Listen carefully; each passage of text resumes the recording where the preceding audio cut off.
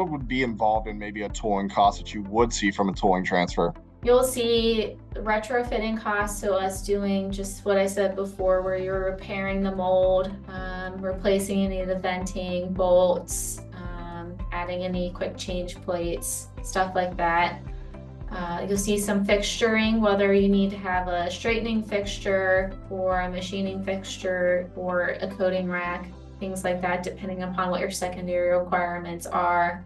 And then FEA analysis, so that you can understand adjustments to the gating you can make without touching the part itself or adding either risers or anything like that in general. And then also understanding metal temp, mold temp, flow time, tilt time. Do you want a steady tilt time or variability tilt time? Applying all those things that your foundry knows how to do to get the best casting you can from the existing mold you have, but also is included as a first article inspection part as well.